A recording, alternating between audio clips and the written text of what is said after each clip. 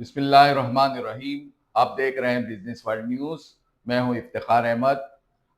میں اس وقت Karachi motor cycle dealer association کے چیئرمین احسان گجر کے ساتھ موجود ہوں اور ان سے وفاقی بجٹ کے حوالے سے بات چیت کریں گے. جی بسم اللہ الرحمن الرحیم. جیسا کہ آپ لوگوں کو علم ہے کہ بجٹ 2026-27 کا اجرا ہو چکا ہے، جس میں عوام کو اور تاجروں کو بڑی امیدیں وابستہ تھیں، مگر کچھ لوگوں کی امیدوں پر یہ پورا اترا ہے اور کچھ لوگ اس سے مستفید نہیں ہو سکیں گے. جو نوکری پیشہ افراد تھے جن کی سیلریز کا ایک میجرمنٹ دیا گیا تھا، ان کو انکم ٹیکس میں بھی کمی کی گئی ہے، ان کی سیلری بھی بڑھائی گئی ہے. اسی طرح جو لیڈیز کی مصنوعات تھی اس میں بھی کافی نمایاں کمی کی گئی ہے، اس میں ٹیکسیشن میں بھی کمی کی گئی ہے.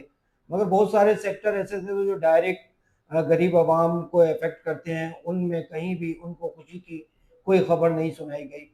غریب عوام چاہتی ہے پیٹرول میں کمی، گیس کے بلوں میں کمی، الیکٹرکسٹی کے بلوں میں کمی، اور خورد و نوش کی اشیاء اجناس وغیرہ میں کمی، مگر اس میں کہیں بھی واضح یہ محسوس نہیں ہو رہا کہ ان تمام چیزیں جو کہ ڈائریکٹ غریب عوام جس کو خرید و فروخت کرتی ہے، جس سے مستفید ہوتی ہے، اس میں کمی آئی ہے.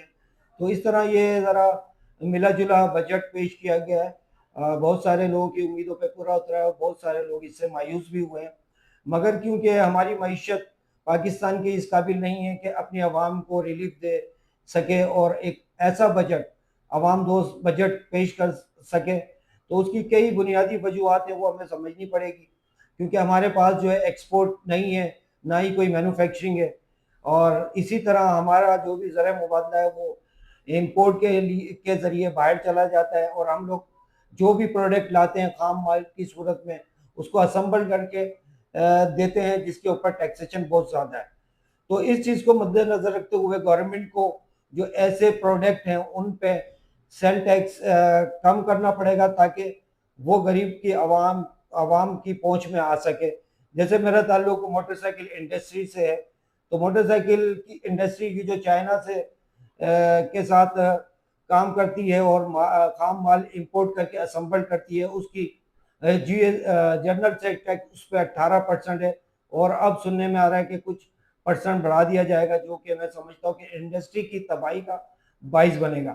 اگر اس انڈسٹری کو فروغ دینا چاہتے ہیں اور گورنمنٹ اپنا ریونیو اس انڈسٹریز کے ذریعے، جیسا کہ گزشتہ کئی سالوں سے بہت بھرپور طریقے سے ٹیکس دیا جا رہا ہے، اسی طرح لینا چاہتے ہیں، تو موٹر سائیکل انڈسٹری پر جی ایس ٹی میں واضح کمی لانی پڑے گی، امپورٹ میں چھوٹ دینی پڑے گی، اور دیگر ٹیکسز میں کمی کر کے اس انڈسٹری کو فروغ دیا جاتا ہے. کیونکہ اس انڈسٹری سے پاکستان کے کروڑوں عوام وابستہ ہیں، جن سے غریب عوام جو کہ جن کے گھر کے چولہے اس انڈسٹری کی وجہ سے چلتے ہیں. تو لہٰذا میری گورنمنٹ آف پاکستان سے درخواست ہے کہ موٹر سائیکل انڈسٹری پہ خصوصی توجہ دی جائے، اور جتنے بھی سیل ٹیکس وغیرہ ان کو 15% کیا جائے، بڑھایا نہ جائے. اسی طرح جو اور خام مال امپورٹ ہوتا ہے اس پہ ڈیوٹیز کم کی جائیں، امپورٹڈ جو گاڑی امپورٹ کرتے ہیں ان پہ بھی ڈیوٹیز کم کی جائیں، تاکہ یہ سواری سستی ہو تو غریب عوام کی پہنچ میں آئے گی.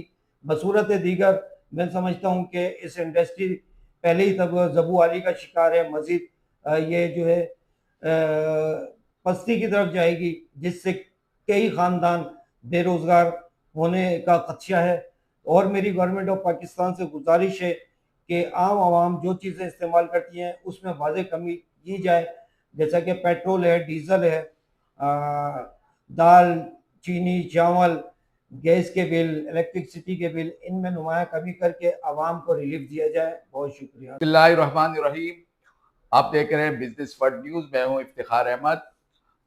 اس وقت میں Karachi motor cycle dealer association کے جوائنٹ سیکرٹری عبداللہ خالد کے ساتھ ہوں اور ان سے وفاقی بجٹ کے حوالے سے تاثرات لیں گے.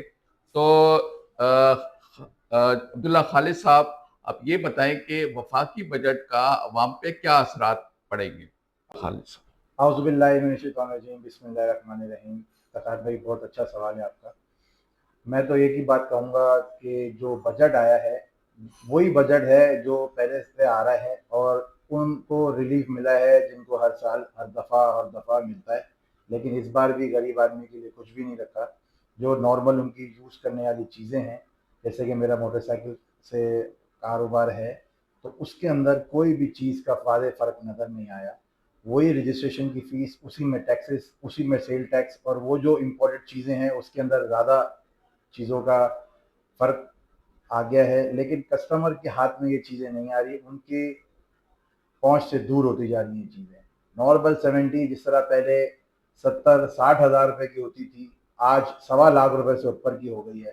اور جو الیکٹرک بائکس جو گورنمنٹ کے کہنے پہ آج کل جو آ رہی ہیں، وہ بہت اچھی بات ہے، لیکن اس کو اپنے گھر پر لانے کے لیے 2.5 لاکھ کم از کم رکھنے پڑتے ہیں، تب ان کی پہنچ میں وہ چیز آتی ہے۔